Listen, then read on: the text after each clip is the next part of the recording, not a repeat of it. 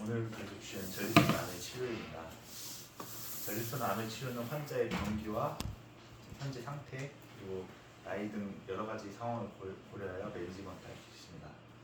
첫 번째로 워치풀 웨이팅으로 증상이 없는 환자에서 증상이 나타날 때까지 보존적 치료를 하는 것을 대기관찰요법이라고 합니다. 기대 연령이 10년 이하이며 임상적으로 전립선에 국한되어 있고 글리시린 점수가 높지 않은 전립선 암 환자에게 유용하다고 되어 있습니다. 다음 액티브 서베일런스입니다. 저희형 전립선 암 환자에서 근치적 목적의 국소 치료를 보류하고 주기적으로 추적 관찰을 하면서 암이 진행하는 것을 관찰하고 진행한 경우에 국소 치료를 시행하는 것을 액티브 서베일런스라고 합니다. 팔로업을 할 때는 PSA, DRE, MRI, 재생검을 통해서 관찰을 하며 글리시린 점수가 상승하거나 바이옵시에서 포어수의 증가, 종양의 크기 증가, PSA 증가 속도가 빠른 경우에는 이제 근치적 치료를 하게 됩니다. 적극적 감시를 하는 대부분의 환자는 예후가 양호한 것으로 알려져 있습니다. 액티브 서베일런스를 할 수 있는 리스크 그룹입니다. 서지컬 트리트먼트입니다. 근치적 전립선 절제술은 국소성 전립선 암의 표준 치료이고 10년 이상의 기대 연령을 가진 환자들이 이 수술에 적합합니다. 이들 중에 이제 여러 임상 병리학적 PSA나 임상적 병기, 조직 검사, 글리시린 점수를 통해서 병기를 예측하여 이제 선별적으로 수술을 시행하게 됩니다. 전립선 절제술의 목표는 크게 세 가지로 첫 번째는 전립선 암의 완전한 제거, 두 번째는 요실금 없는 배뇨 기능이고 세 번째는 발기능 보존입니다. 이제 수술적 치료의 접근 방법에는 크게 두 가지로 나눌 수 있습니다. 치골 후 접근과 회원부 접근이 있고, 치골 후 접근은 이제 해부학적으로 구조가 익숙하기 때문에 수술이 이제 PLND까지 하기가 용이하다고 되어 있고, 페로니알 접근은 해부학적으로 익숙하진 않지만 수술 이후에 방광과 요도 접합이 편하며 이제 도살배인을 묶지 않는다는 장점이 있으나 직장 손상과 같은 합병증이 발생할 수 있는 것을 주의하라고 되어 있었습니다. 그리고 이제 시간이 흘러서 이제 복강경 수술이 발전함에 있어 복강경 수술이 시행됐고 그 이후 로봇이 도입되면서 로봇 수술이 현재는 많이 시행되고 있다고 되어 있었습니다. 컴플리케이션으로는 이제 수술적으로 블리딩, 인펙션, 트롬보 엠볼리즘 아니면 직장 손상 같은 증상이 발생할 수 있고, 후기 합병증으로는 유리널 인콘티넨스와 이렉타일 디스펑션이 있습니다. 다음은 라디에이션 테라피입니다. 방사선 치료는 이제 국소 전립선 암의 근치적 치료 또는 전이 부위 통증 경감 등의 이제 고습적 치료를 목적으로 시행하고, 외부 방사선 치료의 경우에는 70g 이상 치료가 원칙입니다. 최근에는 라디에이션 테라피의 발전으로 이제 78g까지 증가시켜 치료 효과를 높이려고 하는 시도도 있습니다. 또한 양성자 치료를 이용한 전립선암 치료도 일부 병원에서 시행해주고 있으나 아직 장기 효과에 대한 연구가 많이 되지 않아서 추후 연구가 필요하다고 되어 있습니다. 방금 설명한 이제 엑스터널 라디오 테라피는 이제 외부에서 방사선을 조사하는 것이고, 브라키 테라피는 내부에서 이제 아이오다인을 이제 방사선 동위원소를 삽입하여 이제 내부에서 치료를 하는 것입니다. 방사선 치료 후에 PSA는 6개월까지 점점 떨어지게 되고, PSA 최저점 치료 예후와 관련이 있다고 되어 있었고, 방사선 치료 부작용은 방광 및 장 자극 증상이 있고, 직장염, 직장출혈, 설사 등도 발생할 수 있습니다. 방사선 치료의 발기능은 50에서 60%에서 나타나고, 이 이유는 이제 해면체의 섬유화와 혈관염 때문이라고 되어 있었습니다.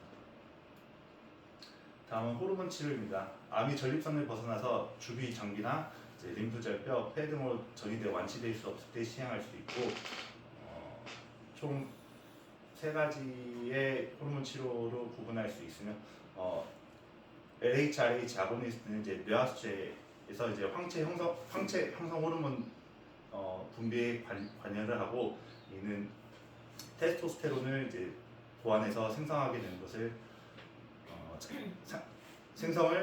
생성시키게 합니다. 이 경우에 아고니스트 같은 경우에는 뇌하수체에 작용해서 뇌하수체 호르몬의 그 리셉터를 변형시켜서 이제 2주 이내에 이제 거세에 의한 테스토스테론을 저하를 시킵니다. 수준까지 도달하게 됩니다. LH, RH 아고니스트는 이제 피하나 근육 주사로 1개월, 3개월, 6개월 용량이 있습니다. LH, RH 안타고니스트는 투여 즉시 대화수체 LH, RH 수용체와 경쟁적으로 결합하여 24시간 이내에 LH 분비를 84% 감소시킵니다. LH, RH 작용제에 비해 설명을 방금 안 드렸는데 LH, RH를 아고니스트를 투여하게 되면 이제 갑작스러운 LH의 분비가 상승되게 되고 테스토스테론 분비도 상승되게 됩니다. 그때 이제 테스토스테론에 의한 이제 플레어 현상이 발생하여 뭐 얼굴 발적이라든지 배뇨곤란, 뼈 통증 같은 게 이제 전립선 암이 진행된 사람한테서 나타날 수 있는데 이제 LH, RH 그 안타고니스트는 이제 플레어 현상이 없어서 항남성 호르몬제를 투여할 필요가 없습니다. 그리고 디갈렉스를 현재 사용하고 있다고 합니다. 항남성 호르몬 제제에는 이제 테스토스테론이나 DH가 남성 호르몬 수용체에 결합하는 것을 방해합니다. 그래서 1세대로 피카루타마이드가 있고 2세대는 엔잘로타마이드가 있습니다. 이는 이제 남성 호르몬 수용체 차단 외에서 테스토스테론의 내로 이동과 DNA의 이제 안드로젠 리셉터가 결합하는 것을 차단하여 부가적인 항남성 호르몬 기능을 갖추게 됩니다. 아비라테론 아스테이트는 부신과 고환 전립선 암에서 세포 내에서 남성 호르몬 생성에 관여하는 CYP17A1을 억제하여 항남성 호르몬 효과를 나타냅니다. 방금 설명드린 내용을 표현하고 LH, RH 아고니스트나 안타고니스트는 피추이타리 쪽에서 작용하고 아비라테론은 이제 테스티스나 이제 피추이타리에 직접 작용해서 이제 이쪽에 작용하고 계신 걸 볼 수 있습니다. 또한 1세대와 2세대 항남성 호르몬 제제는 테스토스테론이 안드로젠 리셉터에 결합하는 것을 억제하거나 핵내 이동, 핵연서 DNA에 붙는 것을 억제하게 됩니다. 이건 방금 설명드린 거예요. 병용 남성 호르몬 차단은 이제 방금 말씀드린 것처럼 아비라테론과 이제 항남성 호르몬 두 개를 동시에 투여하는 것이 병용 남성 호르몬 차단이고 단독요법에 비해서 환자들의 생존을 유의하게 연장한다는 보고가 있습니다.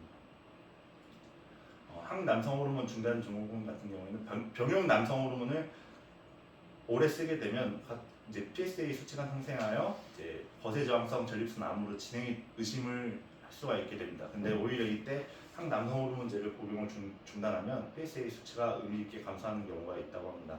이 경우에는 이제 원인이 정확하게 밝혀지진 않지만 수용체 변이 때문에 이제 전립선 암의 성장이 역설적으로 촉진된다고 이제 생각하고 있습니다. 다음은 전이성 거세 민감성 전립선 암의 병합 치료로 전립선 암 진단 시에 이제 메타가 발견되거나 이제 치료 이후에 이제 추가적으로 전립선 메타가 관찰된 경우를 전이성 거세 민감성 전립선 암이라고 하고 병합 치료를 이제 아까 말씀드린 LH, RH 아고니스트와 이제 2세대 아니면 CYP17A1 이니비터를 사용할 수 있습니다. 이것보다도 이제 최근엔 도세탁세를 섞는 트리플렛 치료가 효과가 있다고 알려지고 있습니다. 다음은 크라이오 서저리와 하이프 세라피입니다. 국소 전립선 암의 이제 시험적 치료법으로 냉동요법과 이제 초음파를 이용해서 발열요법이라고 생각하시면 되겠습니다. 이제 수술을 받지 못하거나 아니면 여러 가지 기저질환 때문에 이제 추가 치료가 어려운 사람들에서 시행을 하는데 표준적인 방법으로 인정되고 있지는 않습니다.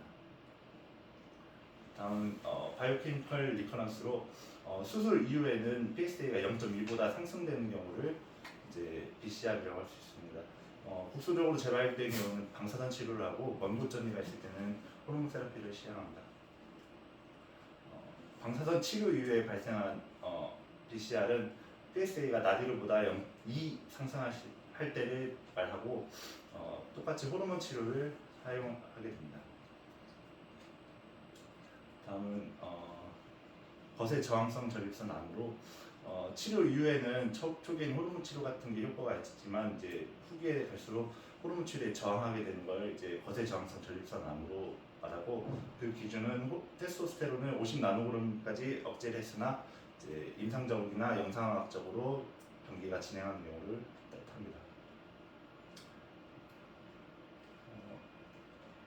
CRPC의 치료에는 첫 번째 사이토톡식 케모테라피로 도세탁세와 타바지탁세를 들 수 있습니다. 도세탁세 같은 경우에는 이제 세포 분열에 관여하는 미세소체에 이제 안정화를 시켜서 세포가 분열하지 못하게 하는 것을 이용하여 치료를 하는 것이고, 부작용으로는 골수부전, 피로감, 부종 같은 것이 있을 수 있습니다. 또 AR 패스웨이 이니비터는 아까 말씀드린 나비라테론으로 전립선 암의 경우에는 남성 호르몬을 먹고 자라기 때문에 최대한 억제를 시켜야 효과가 있고, 도세탁세를 쓰기 전과 이후에도 효과가 있는 것으로 알려져 있습니다. 다음은 이무노테라피로 페브롤리주마브입니다.